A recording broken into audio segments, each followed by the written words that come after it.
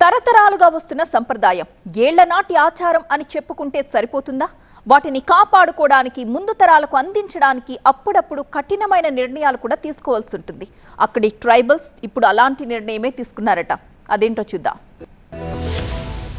భద్రాచలం ఏజెన్సీలోని అటవీ ప్రాంతంలో గొత్తికోయ గ్రామాలు కీలక తీర్మానం చేశాయి. ఇక మీదట గ్రామాల్లో డీజే వాడకాన్ని నిషేధిస్తూ తీర్మానించారు మూల ఆదివాసీలు. తరతరాలుగా వస్తున్న సంస్కృతిని కాపాడుకునేందుకు స్వయంగా ఇంటికో డోలును తయారు చేయాలని నిర్ణయించారు.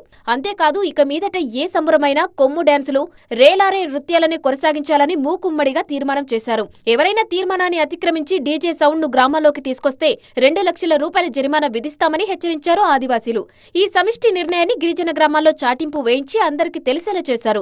గొత్తికోయ గ్రామాల్లో జరిగే పెళ్లిళ్లు, సాంప్రదాయబద్ధంగా నిర్వహించే భూమి పండుగల్లో ఇకపై డోలు వాయిద్యాలు, కొమ్ము నృత్యాలు, మహిళల చేతిలో గుజ్జిళ్లు ఉపయోగించి భజంత్రీలతో ఆదివాసీల మూలాలను భావితరాలకు అందించాలనే లక్ష్యంతోనే ఈ నిర్ణయం తీసుకున్నట్టు స్పష్టం చేశారు మాస్ అధ్యక్షుడు మడకం చందు. ఆడామగ తేడా లేకుండా గొత్తికోయ గ్రామాల్లో డోలు తయారీతో పాటు వారికి సంస్కృతి, సంప్రదాయాల అవగాహన కోసం ఎర్రంపాడులో ప్రత్యేక శిక్షణ ఇస్తూ డాన్సులు, నృత్యాలు నేర్పిస్తూ సమిష్టి నిర్ణయాలతో ముందుకు సాగుతోంది మూల ఆదివాసీ సంక్షేమ సంఘం మాస్.